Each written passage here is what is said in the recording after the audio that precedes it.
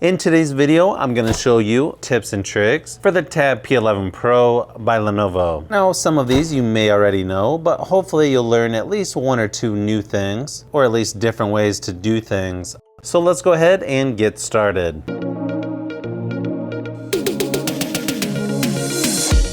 First thing I'll show you is how to change the buttons down here at the bottom.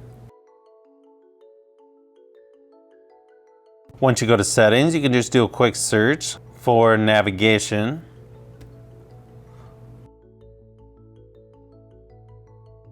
And you've got three different things to choose from: gesture navigation, 2-button navigation, or 3-button navigation. For me, I like the traditional buttons down at the bottom. I feel it's just a little bit faster. Now, if you want to do multitasking or split screen view, it's pretty simple. You just choose recent apps, hold down on that and hit split screen. Just sliding in the middle lets you adjust it left or right to pretty much whatever you want. 28 gigabytes of storage, and then you get the iPad Air 4, which is currently 600. Nice thing is it works no matter which direction you're holding the tablet. Another nice feature is you can change this to dark mode. All you do is slide down the notification shade, and then dark mode is right there. Then when you go to YouTube, it switches everything to black.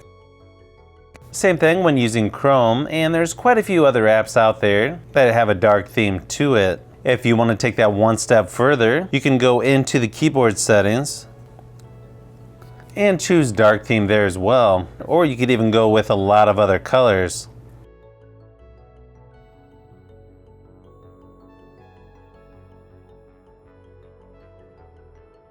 Not only that, you can also customize whether the numbers show up on the keyboard as well, right within the keyboard preferences.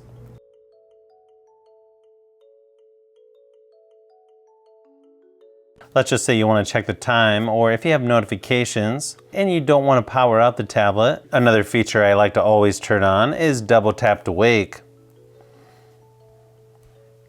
And this one's going to be right in the display settings. Besides that, you can also raise to wake, where it wakes up the screen just by picking up the tablet. And while we're here, another thing you're probably going to want to change is the screen timeout. I don't remember what the default setting was, but I remember it going to sleep a lot sooner than I would like. So I switched that to 10 minutes, but you can go up to 30 minutes or even never. Another cool feature is productivity mode. If you go to settings and just start typing product, it should come up there as the first option. And then go ahead and turn that on. And then you'll notice it rearranges things a little bit closer to like Samsung DeX. Then you can add a mouse and keyboard through the Bluetooth settings, and it just makes it feel like you're a little bit closer to using a laptop. Not quite there, but definitely makes things a little more interesting.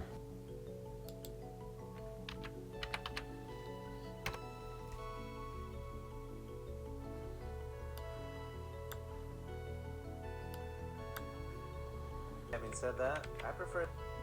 Another thing you'll probably want to connect through Bluetooth, especially if you're into gaming, is an Xbox controller. First off, power the controller on, hit your home button, and then hold down the sync button there at the top, and it should just pop right up in your Bluetooth settings. Hit pair, and then you're ready to go.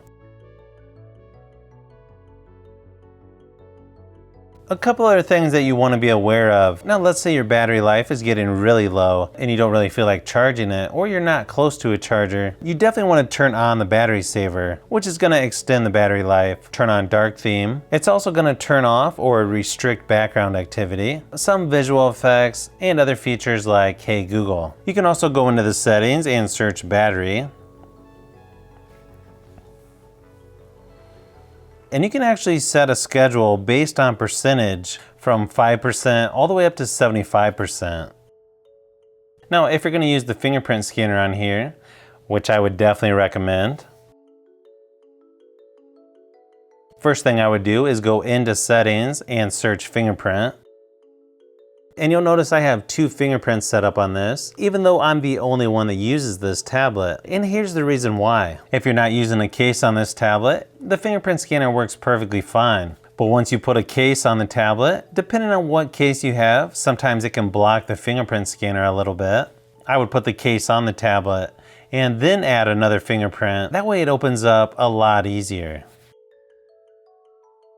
This one you may already know about, but if you want to do a screenshot, it's just like a lot of other Android devices where you hold the power and volume down buttons at the same time, and once you hold that for a second or two, then it should take the screenshot. You can share it right from the thumbnail, or you can even do a scrolling screenshot.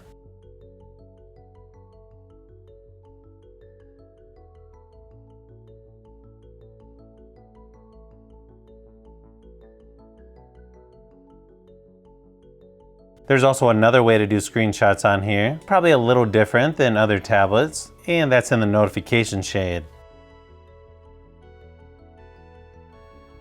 A couple other settings that I would definitely make sure you turn on, and that's going to be in the notification shade, is the Dolby Atmos. And once you click on that, you've got dynamic, movie, music, or custom. Another nice feature built right into the notification shade is screen recording. And then you can see the timer starts over here on the left, and you can even mute the microphone right there as well. Let's say you want to show somebody how to move apps to the home screen. All you do is hold down on it and then drag to the top. Then you also have the option to group some apps together by just dragging right over top of each other. Let's say later on you decide not to keep those. You can just click on the whole group and drag to the top to remove it from the home screen. Once you're done recording, just hit stop. Then you have the option to delete or share.